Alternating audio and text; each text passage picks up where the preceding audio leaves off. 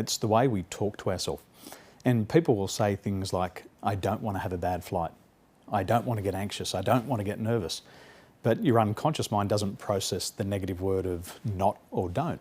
So when they say, I don't want to have a bad flight, their mind hears, I want to have a bad flight.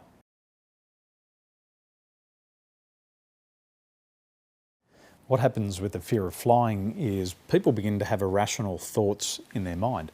So they start to play horrific images of the plane crashing or them not being able to contact somebody in the event of an emergency. So this irrational thought revolves around in the mind, and then it starts to influence their feelings. So it triggers off the fear of loss, the fear of a loss of connectedness, a fear of the loss and the unknown. So they start to panic, and once those feelings kick in, they start to go into avoidance behaviours. And as those avoidance behaviours kick in, it changes the outcome of their flight. So if we can track back their thoughts, we can change their feelings, and they can take control once again. What you'll notice is as soon as somebody goes into a panic mode, they'll look down and to their right. And what happens is when they're looking down and to their right, they start to access negative feelings.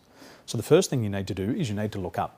And as soon as you look up, there's a direct connection between where your eyes look and the feelings that you experience. So as soon as you look up, you stop having these feelings. And then you must focus on something on top of the roof of the aircraft. So you could look at the air conditioning duct, you could look at the seatbelt sign. You just need to focus on that one thing. Focus on that one thing. And as you focus on that, and then you've got to start to repeat affirmations to yourself. I can do it. I can do it.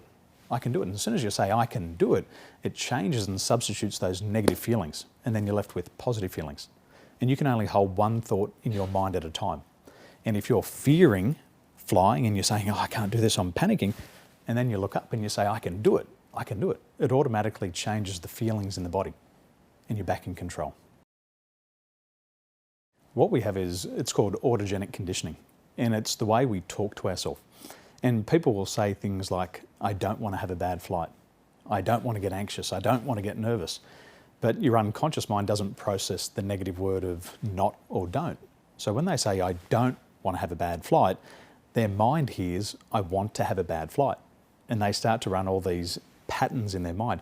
They'll have pictures of sitting next to somebody with perhaps bad BO, and they'll imagine themselves holding their nose the whole flight. They'll imagine turbulence. They'll imagine the aircraft crashing. And this runs around in their head. And then the feelings and the thoughts, the feelings take over and they can't control them. And that comes back to self-regulation.